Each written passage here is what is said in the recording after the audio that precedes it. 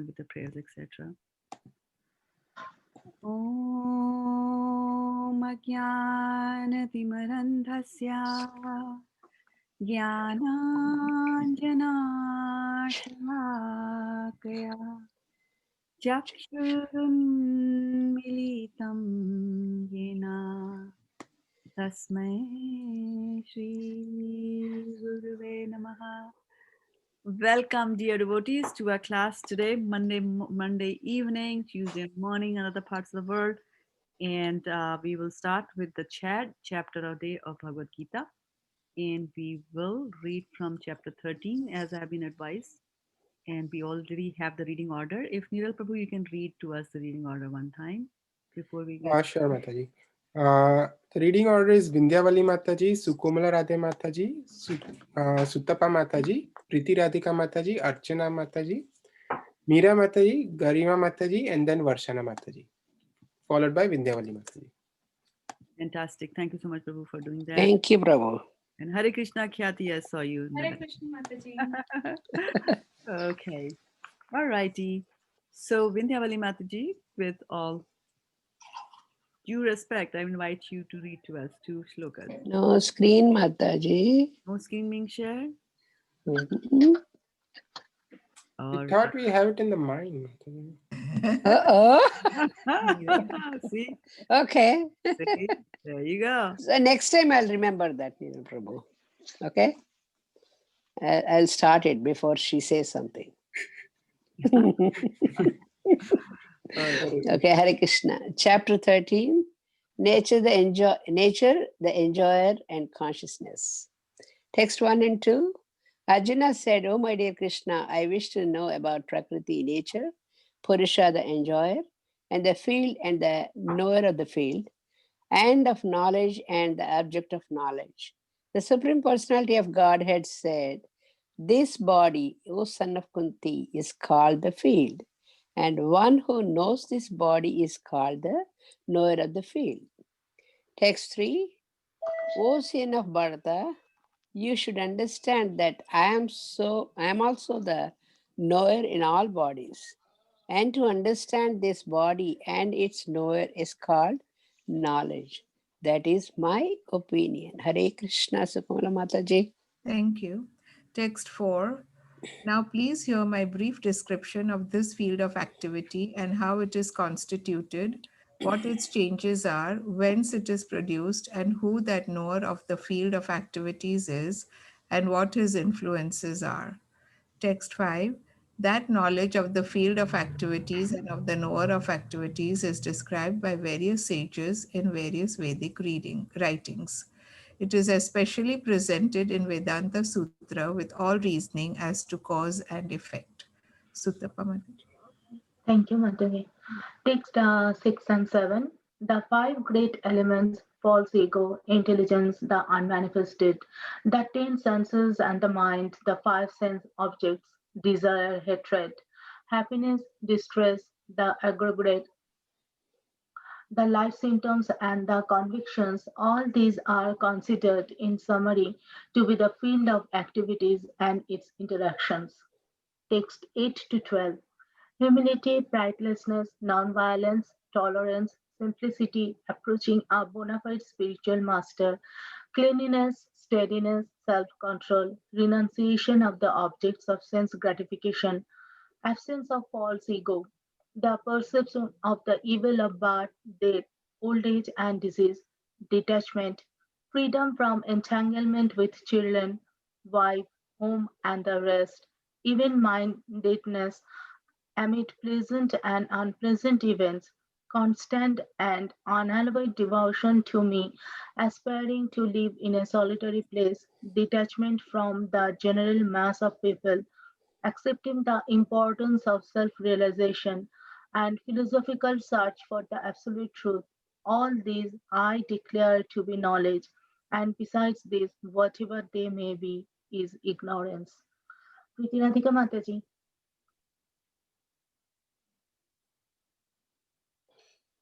Hare Krishna. Text 14. Oh, sorry, text 13. I shall now explain the knowable, knowing, which you will taste the eternal Brahman. the spirit, beginningless and subordinate to me, lies beyond the cause and effect of this material world. Text 14. Everywhere are his hands and legs, his eyes, heads, and faces, and he has ears everywhere. In this way, the supersoul exists pervading everything. Archana Mataji. Thank you so much, Mataji.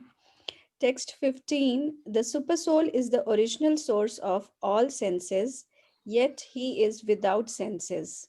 He is unattached, although he is the maintainer of all living beings. He transcends the modes of nature, and at the same time, he is the master of all the modes of material nature. Text 16. The supreme truth exists Sorry. outside, no problem, Mataji, outside and inside of all living beings, the moving and the non-moving, because he is subtle, he is beyond the power of the material senses to see or to know. Although far, far away, he is also near to all. Hare Krishna. Meera Mataji, your turn. Text 17. Although the super soul appears to be divided among all beings, he is never divided. He is situated as one. I cannot see below what it is. I'm just scrolling. Okay, thank you. So I'll read again. Text 17. Although the super soul appears to be divided among all beings, he is never divided. He is situated as one. Although he is the maintainer of every living entity, it is to be understood that he devours and develops all. Text 18. He is the source of light in all luminous objects. He is beyond the darkness of matter and is unmanifested. He is knowledge, he is object of knowledge, and he is goal of knowledge. He is situated in everyone's heart. Garima Mataji.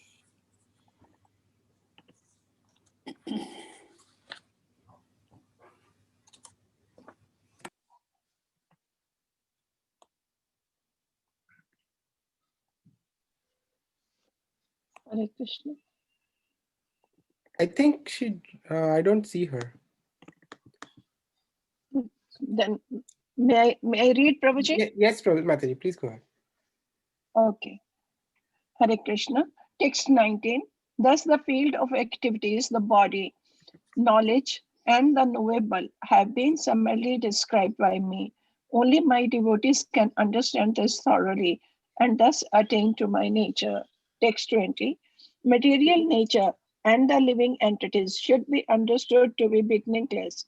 Their transformations and the modes of matter are products of material. Their transformations and modes of matter are products of material nature. Hare Krishna. Vindhyavali Mataji. Hare Krishna. Neeral Prabhu, are you going to read? No, No, Mataji. no. Okay. Text 21. Is that? Text 21. Nature is said to be the cause of all material causes and effects, whereas a living entity is the cause of the various sufferings and enjoyments in the world. Text 22. The living entity in material nature thus follows the ways of life, enjoying the three modes of nature. This is due to his association with the material nature. Thus, he meets with good and evil among various species. Sukamala Mataji. Text 23. Yet in this body there is another transcendental enjoyer, who is the Lord, the supreme proprietor, who exists as the overseer and permitter, and who is known as the super soul. Text 24. One who understands this philosophy concerning material nature, the living entity, and the interaction of the modes of nature is sure to attain liberation. He will not take birth here again, regardless of his present position. Suttapa Mataji. Yes. Mataji, can you please scroll up? Yes, yes. Thank you. Text 25. Some perceive the supersoul within themselves through meditation, others through the cultivation of knowledge, and still others through working without fruitive desires. Text 26. Again, there are those who, although not conversant in spiritual knowledge, begin to worship the Supreme Person upon hearing about him from others. Because of their tendency to hear from authorities, they also transcends the path of birth and death. Hare Krishna. Prithviradhika Mataji. Thank you. Text 27. O chief of the Bharatas, know that whatever you see in existence, both the moving and the non moving, is only a combination of the field of activities and the knower of the field. Text 28. One who sees the super soul accompanying the individual soul in all bodies, and who understands that neither the soul nor the super soul within the destructible body is ever destroyed, actually sees. Text Oh, 29. Archana Mataji. Sorry. Thank you so much, Mataji. Text 29. One who sees the super soul equally present everywhere in every living being does not degrade himself by his mind. Thus, he approaches the transcendental destination. Text 30. One who can see that all activities are performed by the body, which is created of material nature, and sees that self does nothing, actually sees. Meera Mataji, Hare Krishna. Hare Krishna. Text 31. When a sensible man ceases to see different identities due to different material bodies, and he sees how beings are expanded everywhere, he attains the Brahman concept. Text 32. Those with the vision of eternity can see that the imperishable soul is transcendental, eternal, and beyond the modes of nature. Despite contact with the material body, O Arjuna, the soul neither does anything nor is entangled. Hare Krishna, Varshana Mataji. Thank you, Mataji. Hare Krishna. Text 33. The sky, due to its subtle nature, does not mix with anything, although it is all pervading. Similarly, the soul situated in Brahman vision does not mix with the body, though situated in the body. Text 34. O son of Bharata, as the sun alone illuminates all the universes, so does the living entity. One within the body illuminate the entire body by consciousness. Hare Krishna. Vindhyavali Hare Mataji. Krishna Mataji. Text 35. Those who see with eyes of knowledge the difference between the body and the knower of the body, and can also understand the process of liberation from bondage in material nature, attain to the supreme goal. Hare Krishna. So, what do we do now? Should we Hare Krishna Mataji. Hare Krishna. Mataji, in text 20, That's uh, what I thought so. their Yeah. transformation and modes of matter are products of material nature. I couldn't follow this sentence. So transformation, right? So things transform. So let's take an example of how things are transforming in real life. Do you see some transformations in life or no? Yes, like a Yes, child Mataji, from grows up to childhood be to an adult. Okay, so that is one type of transformation, right? What other transformations do you see? then leaving this body and getting into the other body, that is also transformation. Right. So because a soul, if you remember from the second chapter of Bhagavad-gita, the soul does not change, right? Nothing happens to the soul. Yes. So it doesn't change, simply put like that, right? Mm. So whatever is changing, becoming old, beautiful, wrinkled, not wrinkled, healthy, sick, and all that stuff, right? So these are just the outer covering of the soul, which is changing. So it is transforming. So you will see that how the body transforms, like you said, from the body of a child into that of an old person, right, over a period of time. But if you see, and then of course those of us who are old like me, it can attest to the fact that the soul, which is the me inside, which used to think 60 years ago still thinks the same way and still feels the same way. That like there's no feeling inside me that, I have become old. But if I go and look into the mirror, I will say, yes, I've gone old. This hair has become white. This has become wrinkled, yada, yada, yada, like that, right? So these are what they're saying is that these transformations that you see, that these transformations are only happening of the, so it's a product of the material nature, which means that, material nature or Prakriti is causing these transformations. That's what the rules of the material nature are, right? And the modes of matter, right? The mode of matter also, what are the modes of matter? Can somebody Three tell? modes of nature, Three Mataji. modes of nature, exactly, right? So the three modes of nature, when the moment we say the three modes of material nature, immediately it means that it has got something to do with the material, right? The soul is not affected. The soul doesn't have a mode of ignorance, a mode of passion, or mode of goodness, right? Why? Because if the soul would be in a mode of passion, in a mode of goodness, or in a mode of ignorance, then the soul, this means, is being transformed. But the soul does not change at all, right? So what they're saying is that for the soul, and particularly if they look at the text in this particular verse, he's not that this verse is not talking about all that I have said, right? But it's definitely talking about that if you look at from the material perspective, you see, then you will see that a child is being born, right? A child is born, a child is growing, a child is getting old, a child is dying. I mean, of course, we don't call them the child at that stage, but whatever, right? So you see those transformations. So to the body which is there is a beginning and then there is an end, right? Birth is the beginning and death is the end. So as we see from a very short and a stunted vision. But he's saying that here in this verse, they're saying that the both material nature and living entity should be understood to be beginningless. Now, there's a catch in that particular verse that they're saying. Living entities should be understood to be beginningless. We can understand that. Okay, so there is no birth for the soul. We can understand that. But what about material nature?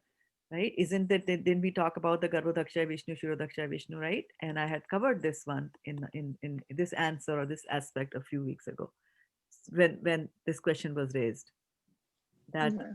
that is material. How can we say that material nature is beginningless? So how do we say that? Yeah. How do we explain that statement? Does anybody remember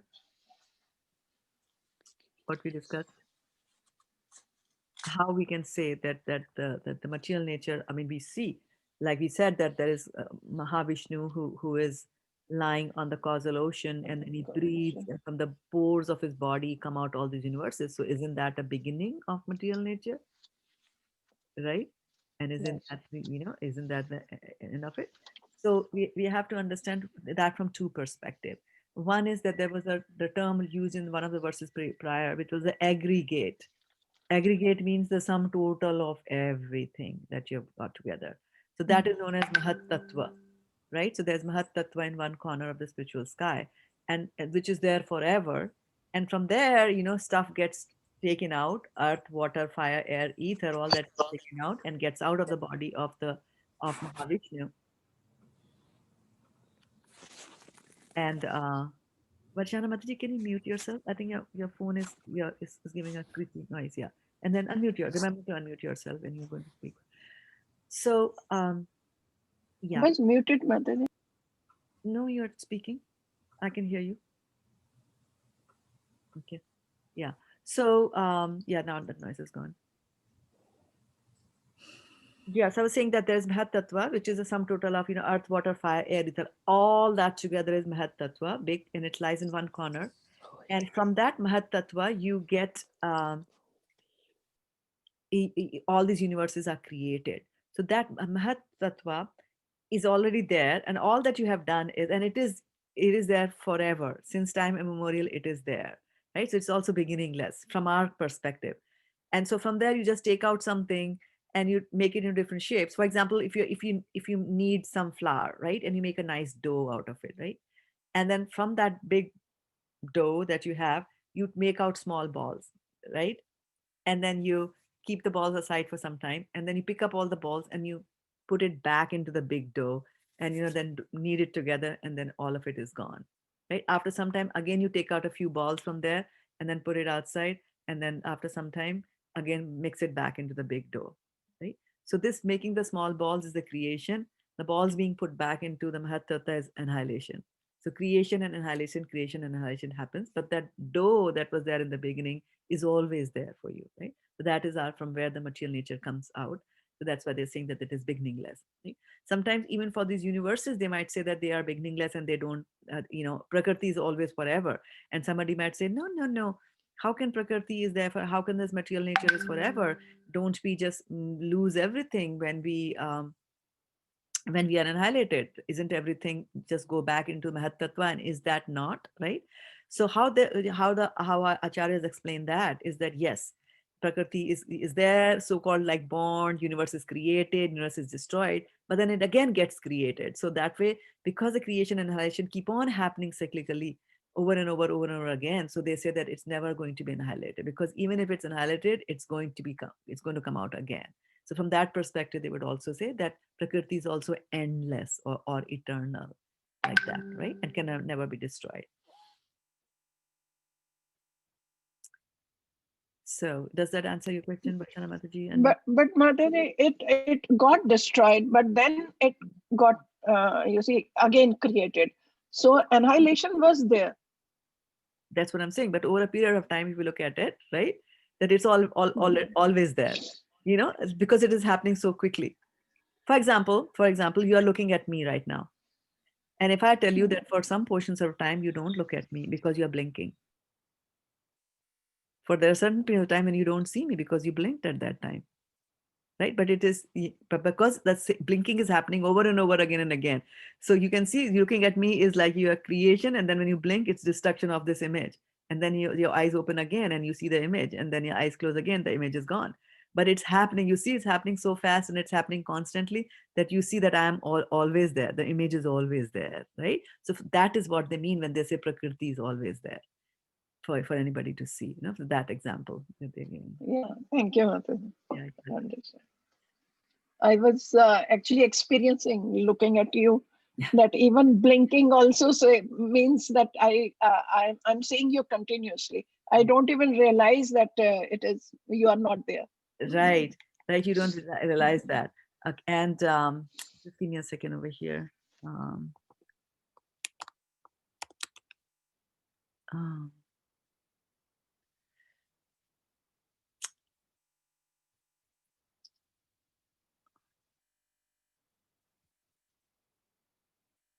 I just want to bring up a verse here. Okay. Yeah, got it. I'm bringing up on your screen there. So this was about the blinking process that you said, and the time that it takes to blink your eyes, right? It has got a measurement. But anyway, whose turn is it to read? Vindhyavali Mataji. Vindhyavali Mataji's. Okay, so here, okay, I need to share the screen also with you. I need to remember to do that.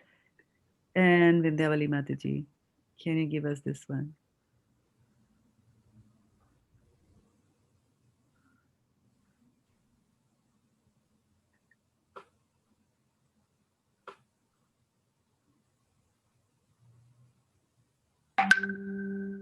No marks for reading on a mute phone. That has happened. Atati yad bhavan agni kananam truti yugayate tvam apasyatam kutila kuntalam sri mukham chaste jada udikshatam pakshma krid drisham. Okay, anybody wants to tell us from where is this?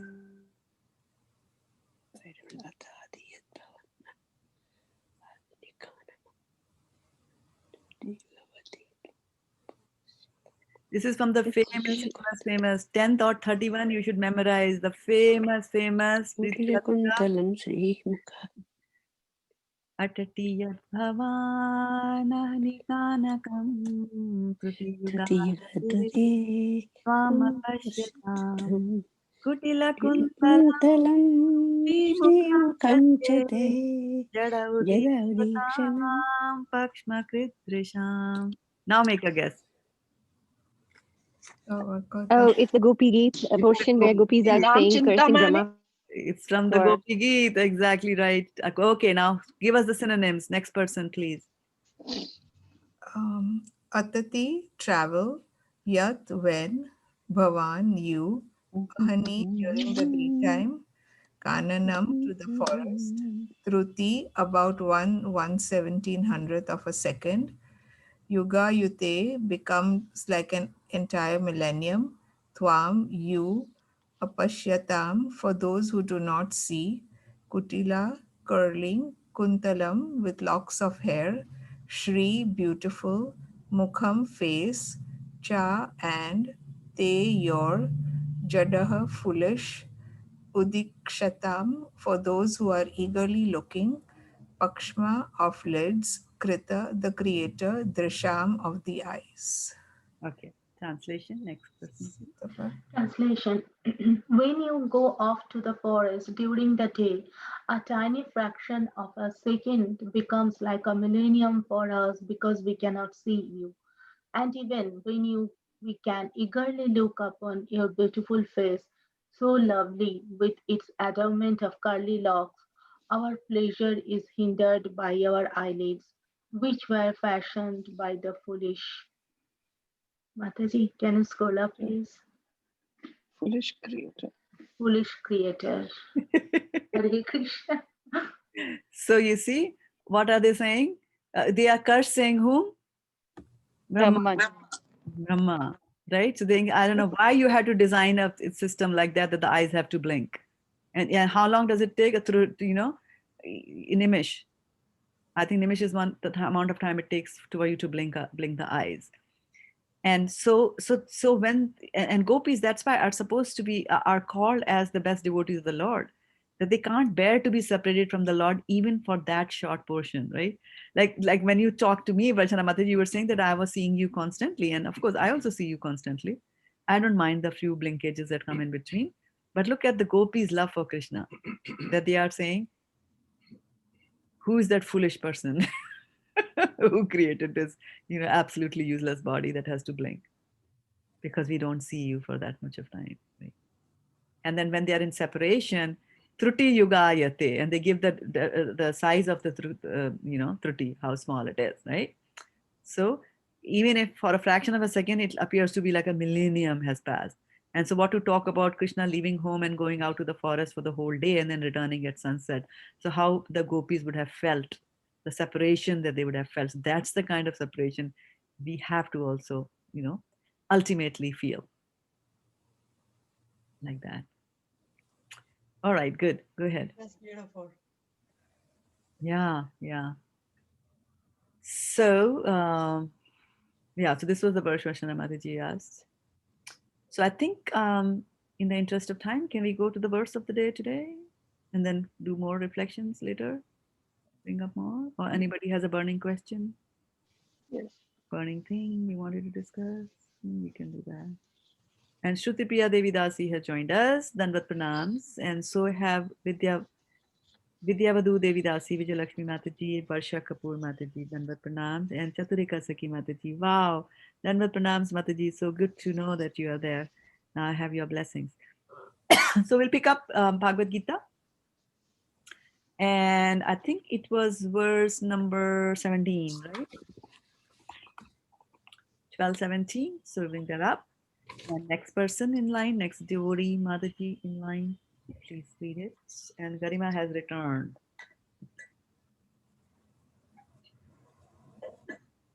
Oh, Sutapa Mataji, you read, right? Last? Yes, Mataji. Okay. So it's me. Yona, 1 second. Yona hishyati na dveshti, na shochiti na kanchiti, subha shubha parityagi, bhakti mam yasame priyaha. Synonyms: Yaha, one who, na, never, harshati, takes pleasure, na, never, dveshti, grieves, na, never, shochati, laments, na, never, kankshati, desires, Shubha of the auspicious, Ashubha and the inauspicious, Parityagi, renouncer, Bhaktiman, devotee, Yaha, one who, Saha, he is, me, to me, Priyaha, dear. Hare Krishna. Meera Mataji. Translation: one who neither rejoices nor grieves, who neither laments nor desires, and who renounces both auspicious and inauspicious things, such a devotee is very dear to me. Hare Krishna. Garima Mataji. A pure devotee is neither happy nor distressed over material gain and loss, nor is he very much anxious to get a son or a disciple, nor is he distressed by not getting them.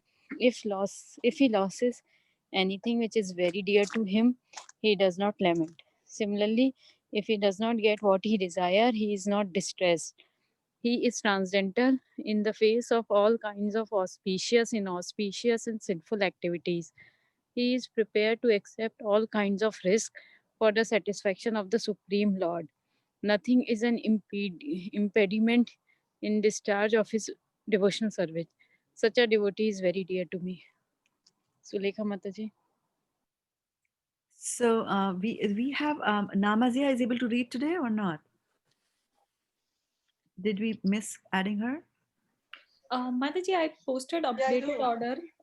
Okay. And I think. And Shruti is also there. Shruti Priya is also there in the updated. I see Sulekha Mataji, but I don't. Yeah, see her on my, oh, she's there. No, I don't see Sulekha on my screen though.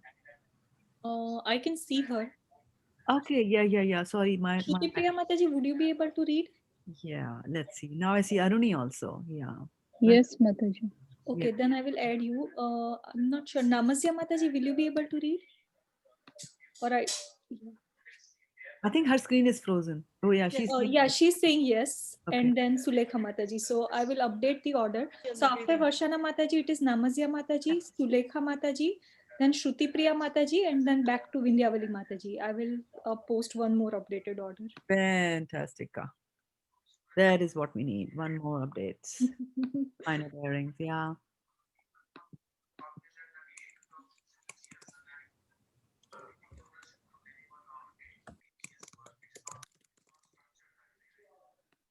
Whose turn is it, Mataji? Now Varshana Mataji. Varshana Mataji's turn. Okay. But there is nothing to read. The pop-up is over. I'm asking for reflections now, right? Yeah. Okay, sorry, the audio wasn't too clear for me. Hare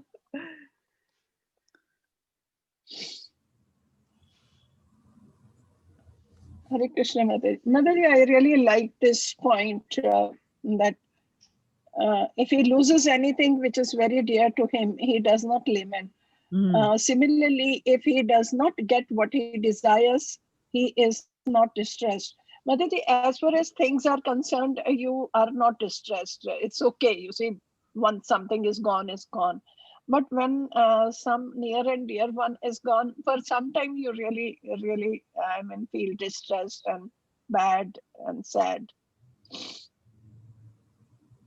But how are you connecting these things? You are thinking that you possess that other person, and now that not possessing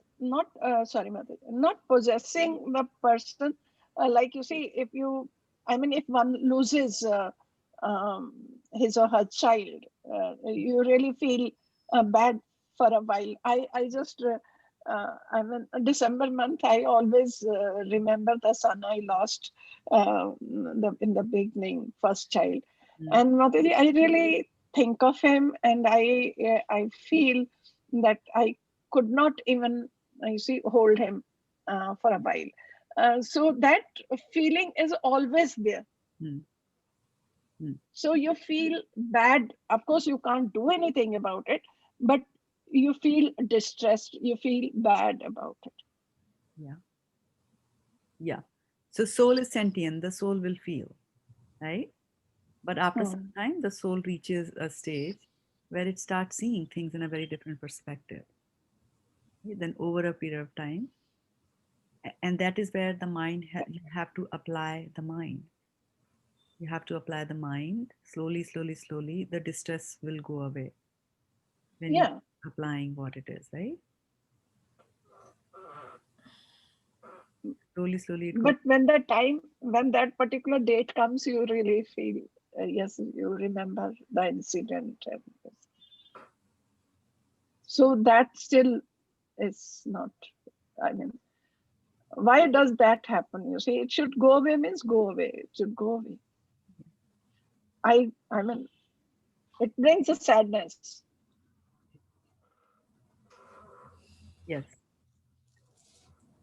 And the choice is yours. So you see the child you are thinking as your extension, right? So it's yours. You lost something. It was yours. And so Krishna is talking about very high level of devotional service. That's a chapter. Yes. Not everybody's cup of tea. Yeah. No, after reading Bhagavad Gita, after coming to Krishna consciousness, you see, that very day, I really think that probably it was God's will, and it was God's will, not probably. It was God's will, and uh, um, it was good for the child, probably. That is why he took away. Otherwise, if he was sick and remained sick for so many years, Yeah. it would have been very difficult for him and for me too. Yeah. Yeah. Yeah. Yeah. Yeah. So in the beginning, so as we progress in our devotional service, we will slowly understand. We'll slowly get to understand that philosophically you'll be able to understand what happens, but emotionally we'll still won't be able to handle it. Correct. In the beginning, and then later on, and it'll still be why Krishna did this. Okay, so why, yeah, some people die and soul has to leave the body, but why did my son's soul have to leave the body so soon? One can think on that line, right? And then we progress more, and then we start to understand this is will of the Lord. And then so intellectually we will try to convince ourselves that this was the will of the Lord, right? But the heart is still, bleeding, right? And then as you develop, as you progress even more and more in devotional service, it's like, okay, Lord, if this is what you wanted, then this is what it is. And then that grief also goes away when you start. Otherwise, Arjuna and Bhishma Dev, he killed his grandfather for Krishna. And so now as we understand all this philosophy, and as we see that being transformed and applied to our life, when we start to apply that to our life, then we understand what an exalted devotee even Arjuna was,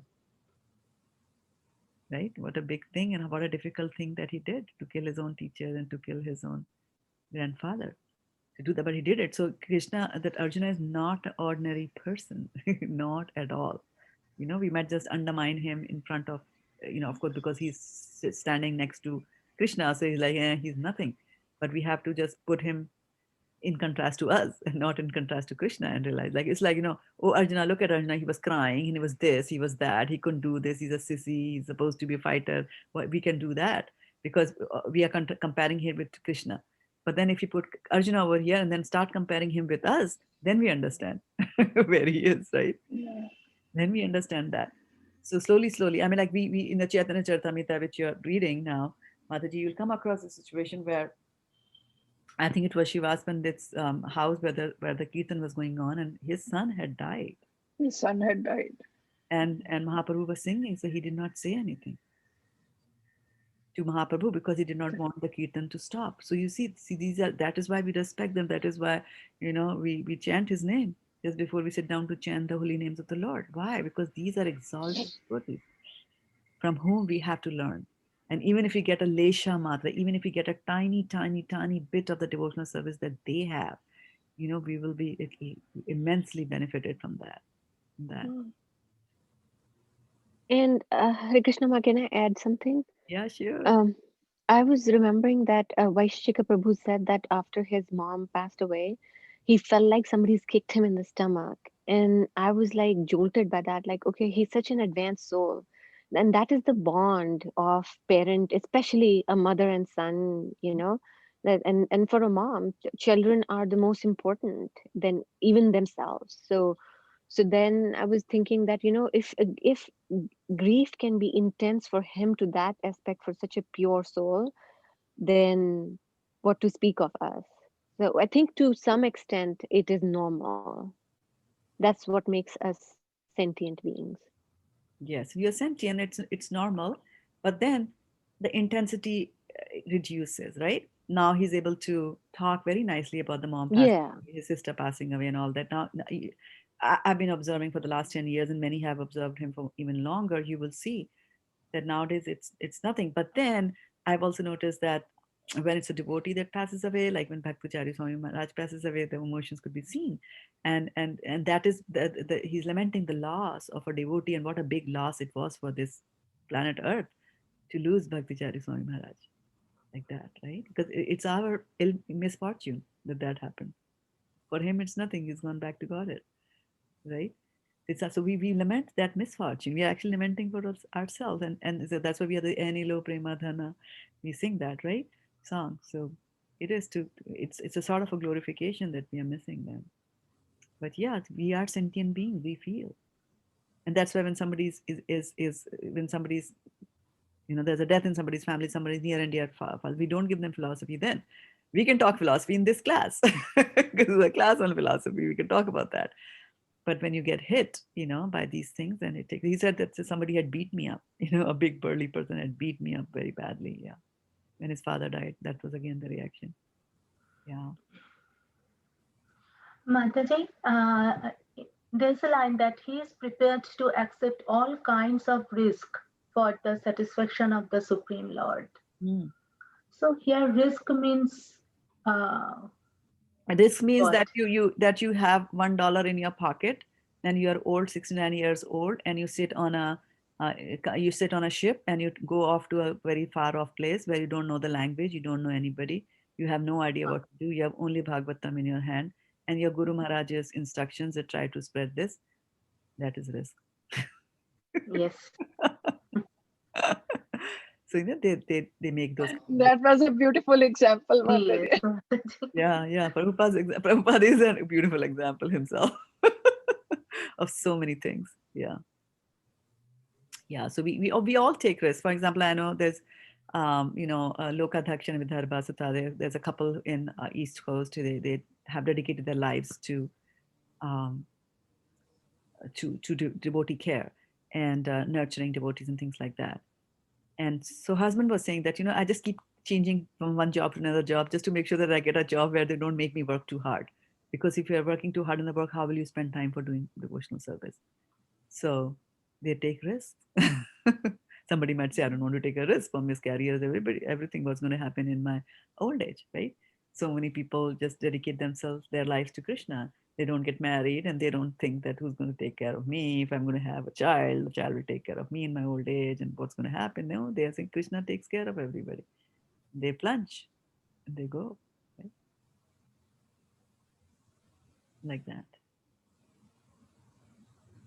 So yeah. So yona hrishati na dveshti na shochati na kankshati. So I just wanted to bring something about it here. And I wanted to add something about and glorify Krishna's ways and Krishna's Krishna's style of talking and saying things, and which is very, very important for us also, especially when we are speaking, that we should make sure that when we open our mouth to present our things, it should be well organized thoughts that come out. And so if I say something, it should not be all over the place and somebody will say, okay, now what was that? Oh, yeah. No, I went off. So the focus is required. And so in this particular verse, I just want to bring out, let's take the first line and let's take the first two words from here, which basically are the key words here in this line. So one is Hrishyati and the other one is Dveshti. Now, can somebody tell me what is the meaning of Hrishyati? Hrishyati. Pleasure. Takes pleasure. And what is Dveshti? Grieves.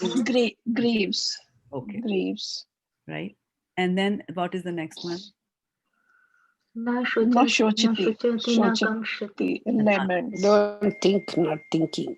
Right. So here Prabhupada has explained Hishyati is taking pleasure in something and Dveshti you're grieving about something, right? And then if you look at the word Dveshti, actually, this word Dveshti is translated into many, many different meanings as we see across our literature. Right? Dveshti is also envious. Abhors means hate somebody. Grieves, of course, this is our verse. Hates, envy, hated, does not hate. Na Dveshti means does not hate. Right? And so the same verse comes up in Chaitanya Charitamrita Madhya Lila where Prabhupada translates that as does not hate and things like that, right? Okay. So let's go back to the words again here. And na shochati na kankshati. Doesn't Is she asking me? Is she asking me? Mazi, are you asking me? Yes, I went to the synonym and clicked on this. Oh, perfect. Okay. Yeah. Thank you. Right. Siyo na hishyati na dveshti na shochati na kankshati. So now let's take shochati and let's take kankshati. Desire. Laments and desires. Laments and desires. Laments and desires. Yeah. So this is again a classic example of how should we speak, right? If you give me desires, which is the second word, doesn't make any sense. But saying laments and desires is the right way. And we all do that. I'm not blaming you. We all do that. I'm just pointing these things out because I'm trying to glorify Krishna. So now when you look at Hishyati and Nadeshti, so Hishyati means that, it's the taking pleasure, and Dveshti, you're grieving or you're hating something which is happening, right? You repent, you're not liking it like that at all.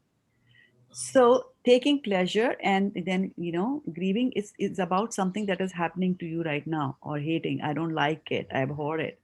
And similarly, taking pleasure, something nice is happening. You have put a fan on the top and, you're wearing, it's very hot outside. You're wearing nice muslin cloth and you put the fan on, or the AC is on and you're lying on the bed, you're enjoying it. You have neat, clean sheets and you're enjoying it, taking pleasure. So the first sentence that he has got, see how nicely he's collected his thoughts while he's giving instructions to Arjuna in the middle of a battlefield. So he's talking about things that we feel which are happening to us in the present time, in the present moment, right? They are happening to you. There's something is happening, you're taking pleasure. There's something is bothering you. There's a dog at your biting you. You're not liking it. You're grieving for that. Then lamenting and kankshati or desires.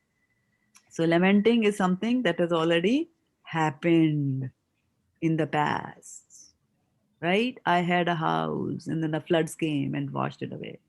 I had a car and somebody stole it. I had this, like that, right? So shochati's lamentation is happening when something is in the past. And what is kankshati? What is kankshati? Desires. Desire. Desires. So, what is desire? So if I were to associate desires with a tense, past tense, present tense, or future tense, where would you link it to?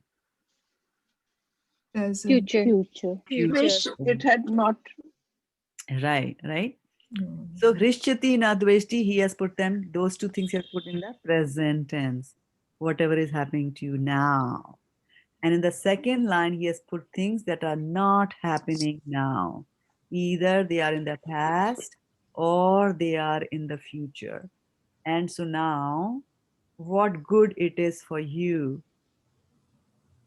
to lament over something that was in the past. There is nothing you can do about it. Right? There's nothing you can do about something that happened in the past. You can think it over again and again. And what's going to happen is that you're going to spoil your present by thinking about the past. Similarly, desires, the moment you start desiring something, actually, Prahlad Maharaj says that the moment you desire something, your misery begins from that point itself. Because the moment you desire something, what is the first misery that will come? The moment you desire something, what's the first misery? Why did it happen? Disappointment. Why did Disappointment? Fear. No. I'm talking about desires which are in the future. So there's no concept of why did it happen. I don't Effort. I You don't will have make that yet. That desire is fear not of fulfilled yet. getting or not. Okay, one at a time. One at a time. I think Preeti was saying something. You will make extra effort towards that end to meet your desire. Okay, so as soon as there is a desire, immediately endeavor begins, right? Mhm. Okay. And then Garima, what were you saying? Fear. Fear will come. Okay. And then what more? There was one more. Anxiety. Anxiety will come, right? So as soon as you desire, the immediate things that you come are fear and anxiety. The fear is, what if I don't get it now? Anxiety is then what? And then the sarvarambha start, the intense endeavor will start. And then as you are endeavoring, you will be focused on the result because the desire is for myself. Will I get it? Will I not get it? Will I get it? Will I not get it? Right? So in both of the cases, so here Krishna is talking about na shochati na kankshati. So a person who is, so we have to we have to be, what he's actually talking about is, it's okay to say that I'm a sentient being and I feel things. Okay? Yes, we all understand that we feel things, but then how much are we going to allow those emotions to rule our lives? So this emotional energy that you have to expend this emotional energy. Like, did you ever use the term, I am emotionally drained? Yes. Right? Yes, Yeah. Mataji. I'm emotionally drained, right? So this means that the emotions are there and it's like drained means gone, right? Completely tired from that I'm going through. So emotionally drained. So we have to make sure that we just don't let these emotions take over us all. And these four emotions that I mentioned here, what were the four emotions that I mentioned in this verse? Yona hrishati, na dveshati, na shochati, na Nakanshati. right? These Nakanshati. four emotions that you have, these emotions, if you focus them on them and allow them to take over you, then they will exhaust all the energies that you have, right? And so Krishna has talked about two things, right? Two sets, what is happening now and what is not happening now. What is not happening now, thinking about the past, is absolutely useless because you cannot change it. You just cannot change the past. So, but we are thinking about it. And I said it can ruin your present. About the future is in your imagination. Correct. Future is Correct. completely imaginary because you are thinking, you don't even know what your future is going to be. We don't even know where going to be 5 minutes from now. If there's going to be an earthquake in California and I'll drop this class and run out of the door, right? You never know. So why are you thinking about something that you don't know? That is imagination. So if I'm going to put our energies into that, right? Or if we focus too much, and this is very, very important for us in the devotional service, if we focus too much on what is happening to us in the present moment, then what's going to happen is, we are investing our emotions into that, right? Our emotional and energy is, can be transformed also. Like anger, there's anger energy is there, that energy can be transformed into some mechanical energy. That's why they say to people that when you get very angry, go and do some work that requires a lot of pressure.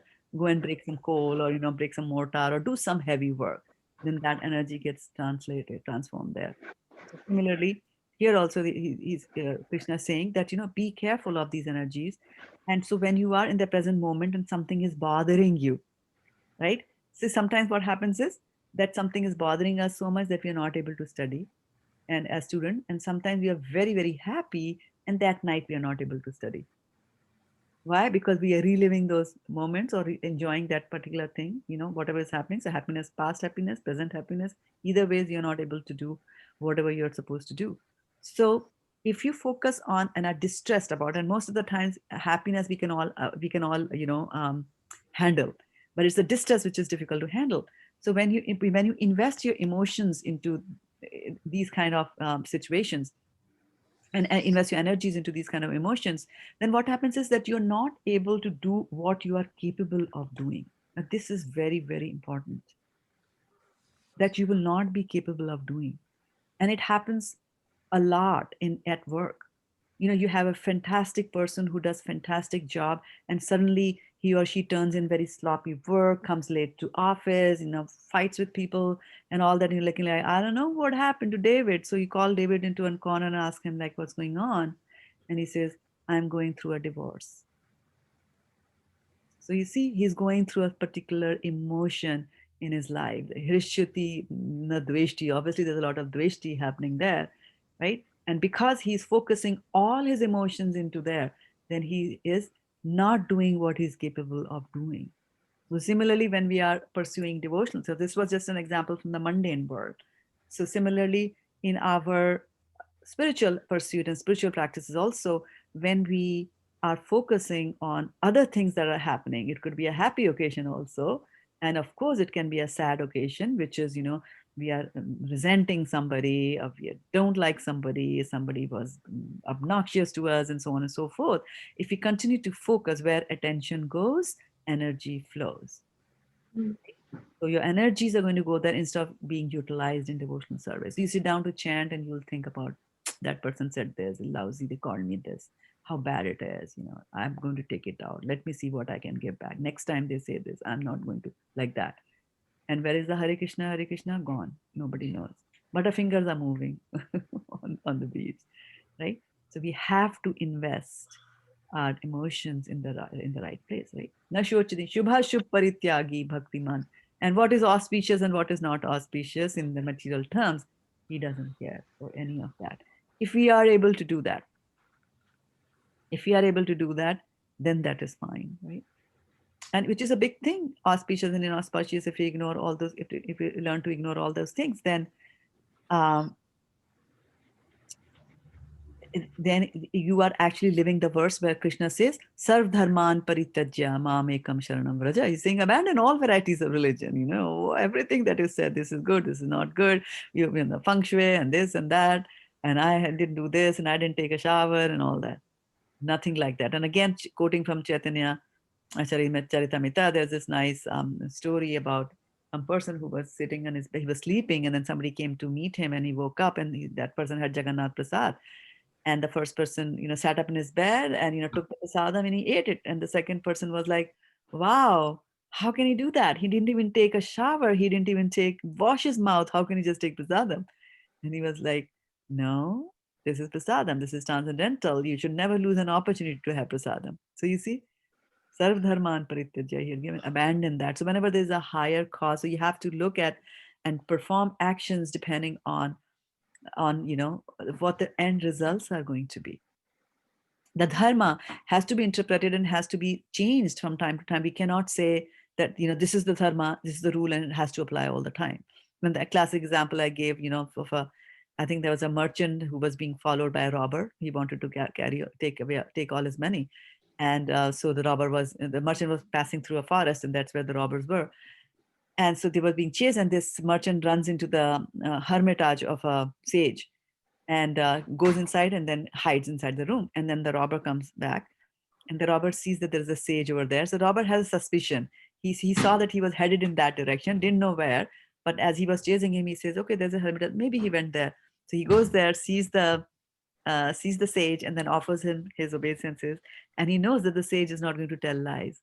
So he then asks the sage that, did anybody come here? And the sage, has got two choices. He can say that the man is inside, or he can tell a lie and say nobody came here. So what is the right thing? What is the dharma? What do you think is the dharma? He will tell a lie at that moment. He should tell a lie at the moment, you see? So the dharma has to change. Why? Because he's saying that if he doesn't lie, then a person's life will be lost. Like that. And we say that killing is bad. Right? So he has done two good things. One is that he has saved the life of the man. And second is he also saved the robber from committing a murder. Now, if you look at the other side of it, and this is where, 4.17, where I say that karma is very difficult to understand. From where will you get hit by the karma? So now if he were to become Mr. Truthful and say, okay, yeah, he's in there, and the robber goes inside and kills him, then, this sage in the middle has now become an accomplice. to the robber and helped him commit the murder.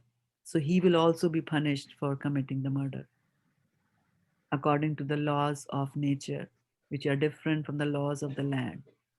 On the laws of the land, he might just say, I was being truthful. He answered, I did not know. Here, who was going to kill him? He just asked him, did somebody come here? And I said, yes, right?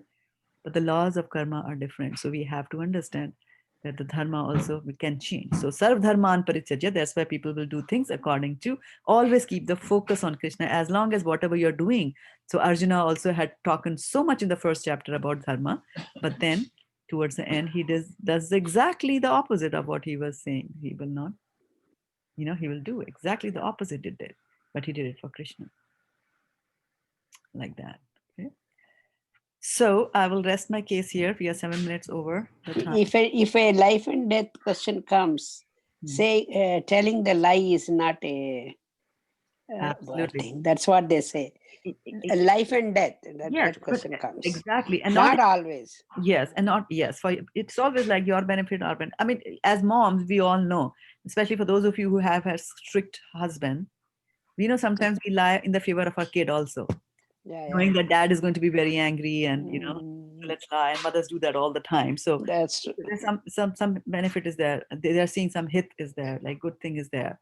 And the other part also where we say that killing is bad, but on the other hand, killing is good also. Like if a thief comes into a village or a town, right, or enters a bank and has got a gun and he's shooting everybody, or goes into a school and starts shooting all the children, then if somebody takes out a gun and shoots him down, there's nothing wrong in that. Protection, yeah, that's nothing. Hare Krishna. Okay, I will just take a minute. Yeah. Yeah, like Krishna tells Yudhishthira to say Ashwasthama. Yeah, Hatha Kunjara. Very nice. Yes, good example, good sighting. On that nice note of Krishna, we don't want to leave. Yeah, I know. I can leave you all to continue. I'll make the host. You can continue, please, the discussion. No, I know the thing. I don't want to leave you there, but I have. Without head, we cannot do. No. That's not that. Body won't work. We'll have a head transplant. Okay.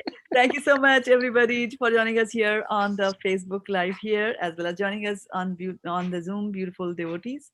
I'm going to end the live stream and also end this conference call here. We will meet again tomorrow for more Krishna Katha. Thank you. Hare